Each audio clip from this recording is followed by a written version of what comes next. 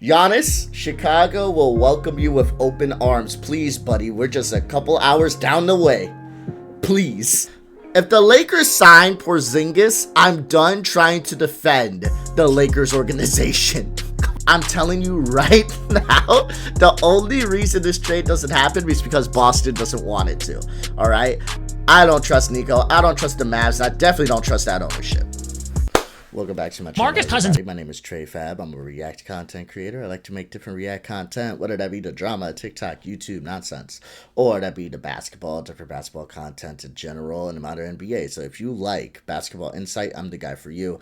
And if you also like brain rot, I'm the guy for you. With that being said, today, we in the playoff mood, huh? We winding down these playoffs. There's been a couple upsets. There's been a couple changes to some brackets. I know that my bracket got busted. Boston Celtics are out.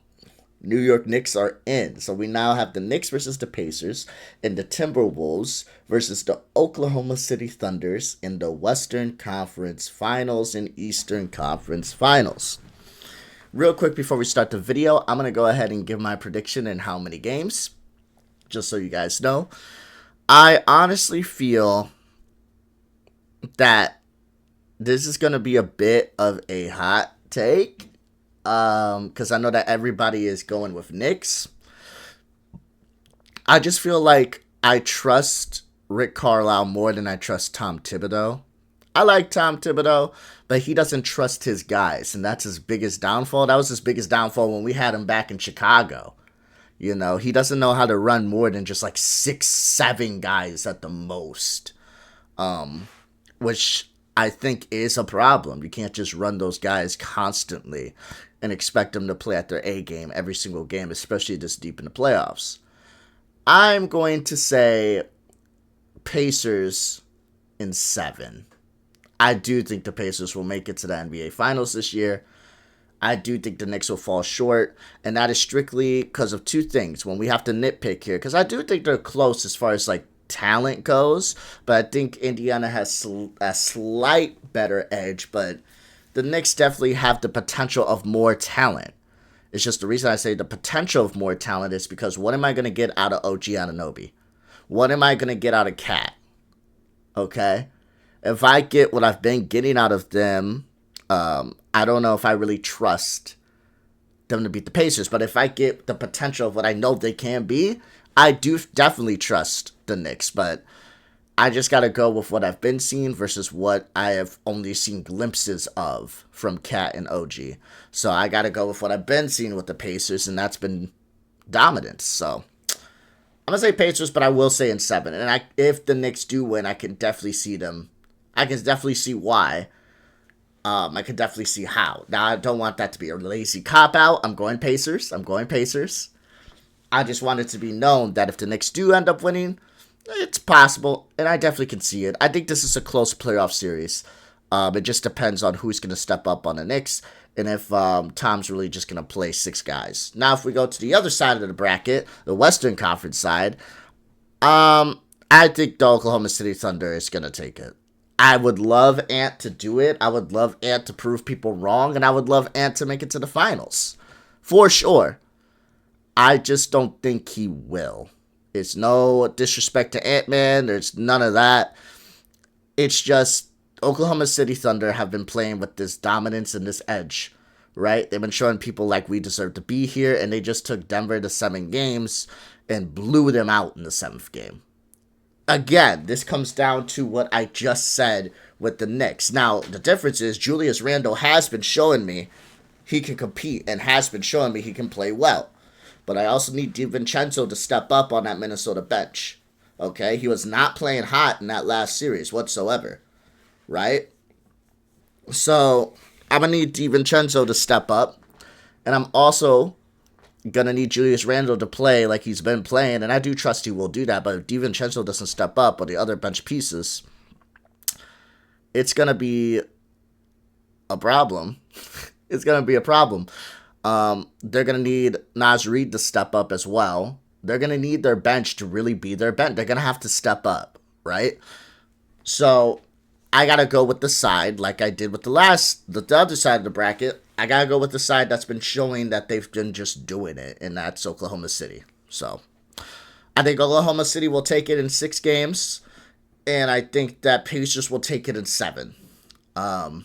So I think we're going to have a Pacers versus Oklahoma City Thunder finals, and I think the Oklahoma City Thunder are just too much this year, and they're going to go out and win the finals. I said in the beginning when I was making my bracket, my heart wanted the Lakers, but my brain was telling me that, obviously, Oklahoma City or Boston's going to take it. Now, I went with Boston. I did not see them falling apart as much as they did. But now that they're out, I see Oklahoma City taking it this year. So, good if you're a Thunder fan. Good if you're a Thunder fan, you know? But, enough yapping with all of that, and let's get into the reaction video, right? Of AM Hoops. The NBA will never look the same after this. Celtics are supposed to have a dynasty, now it's ruined. And yes, that sucks for them, but this changes the whole NBA. I mean, how does Giannis leave the East now? If dude demands a trade, you think he goes to the Warriors or Spurs now? I mean, if leaving Milwaukee's all about winning titles, why would you go out west? The toughest... I'm just going to let you know right now, Giannis, Chicago will welcome... Giannis, Chicago will welcome you with open arms. Please, buddy, we're just a couple hours down the way. Please.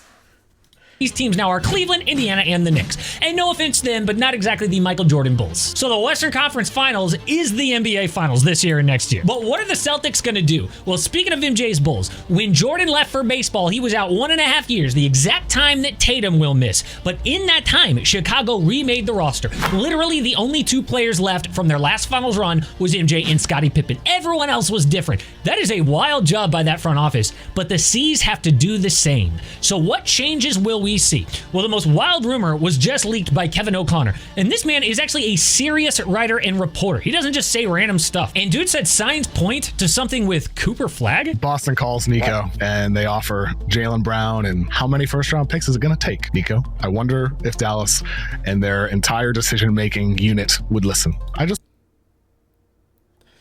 I think Dallas would listen because of the age of Anthony Davis, the age of Kyrie Irving, the age of everyone on their roster, and how they're in like win now mode. I think they'd listen, but I'd also think it would put a larger target on the back of Nico if he did something like that. Are you serious? I don't know, dog. That would be a rough. I'm going to be honest, that would be a rough one, and I'm not sure exactly how Nico could get away with it. Not only that, I feel like it would be a rough one for Boston. Now we go to the Boston side of things. We already know that Nico would get flamed, especially if Dallas doesn't win. They make that trade, Dallas has to win, because if they don't, Nico's going to lose his job. He has to lose his job for his safety. Now we go to the other side, where it's Boston, and if Boston trades Jaylen Brown, but they keep Tatum and they got Cooper Flagg, do you guys think that Tatum stays in Boston if they trade Jaylen Brown? This sounds like a wild trade scenario that I'm not even sure is going to happen. But let's keep going. Just wonder. Oh, he just wonders. Well, there's about a million reasons why that is ridiculous. But also, there is proof that Boston's planning something crazy on draft night. But the Celtics knew that a big change was coming no matter what, because the new CBA crushes teams like them. They are so far over the second apron, it's insane. Cannot trade for players. Can't even trade your own picks several years out. And the tax bill, as constructed, they'd cost about $500 million next year. Blows the current record of $408 million out of the wall. That's a lot of money. Sorry, I just had to pause to really understand the true complexity of the amount of money being thrown in the NBA. Jesus Christ. This is how much every single This is how much every single WNBA team costs combined. It's a lot of money, huh? Water. And for what? The only rotation players under 30 are Tatum, Brown, and Peyton Pritchard. And this new owner could barely even get the money together to buy the team. You think he's gonna shell out $500 million for this? No, they've got to start trading players fast. Deal as many of these old guys before their value plummets. Get cheap and under the second apron so that when Tatum comes back, you can go on another title run like those Bulls. Or like Golden State. When KD left and they had all those injuries, it was like a gap year and a half, and eventually they beat the Celtics for the 2022 title. So who has got to go? Well, the first name is Kristaps Porziņģis. Oh, yeah. And he ain't I just agree 30. with that. He is an old 30. Dude's got injuries and now some mystery illness. But when healthy, a contender would still love him. Because not only does KP anchor a defense, but he stretches the floor. And in the regular season, he dropped 20.7 boards and 2 blocks a game. Lakers, they would die to have a center with the ceiling of KP. And just the right amount. No. You know what's frustrating? The Lakers would sign someone like Porziņģis, and it would actually infuriate me if they did. That would infuriate the hell out of me. No. Absolutely fucking not. No. If the Lakers sign Porziņģis, I'm done trying to defend the Lakers organization. Completely. That is insane. No. Man can't stay healthy to save his life. And we're going to trade. They're going to get him as a center for Luka. And is he really that big of a lob threat? That's what Luka likes, is an athletic lob threat.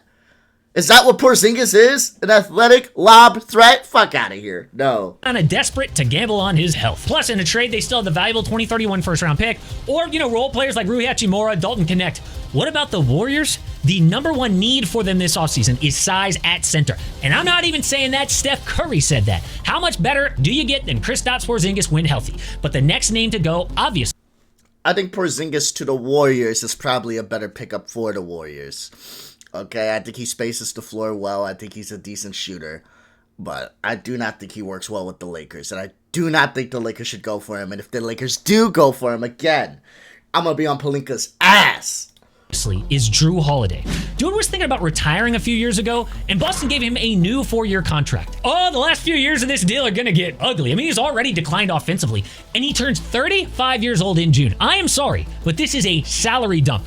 They're not gonna get anything really of value back for Drew Holiday, so I would call the Kings or the Hawks somebody who really needs perimeter defense and an adult in their locker room. But the wildest trade idea is Jaylen Brown, and this is where Cooper Flagg comes in. So there is a mystery about what the Celtics plan to do on draft night, because they have 2 picks, number 28 and 32. But at the combine, they did something strange. Every team is allowed to interview up to 13 players. You give the NBA your list of guys ranked 1 to 13 who you want to interview most, and the Celtics interviewed 2 players in the top 10, Cooper Flagg and Trey Johnson. But Boston doesn't pick until the end of the first round, so why would they prioritize speaking with 2 top 10 guys, including the number 1 overall pick? Well, some people say, did you see Cooper's face during the draft lottery? Oh, Mavericks happy as hell, but Cooper?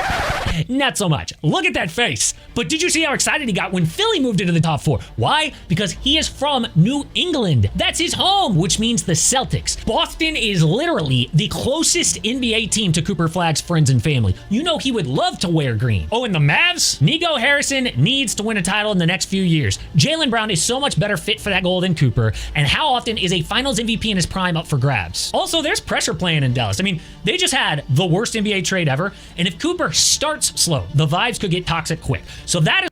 It's still risky, though. It's still risky, because at least Nico can say, hey, I'm building with this Cooper Flagg pick, I'm building around him, and slowly we're going to build a championship team. I know I said that we are win now, but we clearly can't win now. So if I can't win now, then I'm going to go ahead and win later with Cooper Flagg. And everybody would be like, okay, we'll relax and we'll chill with him. But if you have a chance to win right now, do you give that up? I'm going to say no. So I kind of see both sides of it. If you have a chance to win right now, do you throw that away? Absolutely not. Do you risk that? Absolutely not. So I would say, if they're gonna do this, they need to be ready to release Nico if it doesn't go well. Again, for the man's safety. But I wouldn't be shocked if they did. Look, Boston needs to get rid of some salary, and Nico needs to pick up some chips. So I think it would be a win-win for both teams. It just, again, if you're Boston, what happens with Jayson Tatum? You got to think about that. I know he's out for another year, right? But if he comes back and Cooper Flagg is still progressing slowly, but he's not generational like we thought he was, and he's just a great all-star, I feel like that's going to make Jayson think about packing up and packing his bags and going, which would send Boston fans in a fury. So it's just one of those things where you got to pick and choose your poison. What is worthwhile more to you? Like, do you just pay the fucking salary tax, fuck it, try to run it back one more time with Jaylen Brown and maybe get rid of other pieces? Because if I'm Boston, honestly, I'd probably get rid of Jrue Holiday if I have to. I'd definitely prioritize Porziņģis, get rid of him. I think Al Horford's probably gone this year anyway. Porziņģis is going to be gone. And then if I have to save some money, Jrue Holiday. And I'd do my best to keep Jaylen Brown. And then that way Jayson Tatum comes back. I got my 2 guys and we can go from there. But, you know, I don't know what Boston's going to do because it's one of those things where it's like, where are we going to go from here? We have Jayson Tatum. We have Jaylen Brown. That's cool. But what now? We still have a super high salary tax, and we got 2 people who are taking most of that. Like, I get it. I just don't know what they should do. So if I'm Boston, I'd probably prioritize keeping the 2 and trying to build around them, but I can understand. I'm not going to say it's the smartest move, but I'm going to say I can understand the move of getting rid of Jaylen Brown and picking up Cooper Flag. That is what people say. And it's completely ridiculous, okay? I know I just laid it all out, but it is so dumb. There is no way that the Mavericks trade this pick for Jaylen Brown in a million picks. I do not care. Yes, Nico is still the GM, but ESPN reports the owner, Patrick Dumont, has given Nico Harrison great leeway to run basketball operations, but Dumont has the final decision on all personnel matters, and he will not let Nico ruin this thing. The pick is 100% untouchable, but Trey Johnson might make some sense. He is one of the best shooters in this draft, and we know shooting is foundational to how the Celtics operate. Not only does Boston need to get younger, they need to get cheaper, and having Johnson on a 4-year rookie deal would be huge. They also need to trade their vets, like we talked about. So this is a perfect storm for the Celtics to move up on draft night, play Trey big minutes for when Tatum comes back. But who would actually make that trade? Well, I said that Trey Johnson goes anywhere from 4 to 9, and in that top 9, I identify the Sixers, the Pelicans, and the Raptors as teams who might be interested in trading their pick for the right veteran player who could boost their already experienced roster. Now, is that Jaylen Brown? Probably not, but I wouldn't be shocked if Boston made a move to trade up.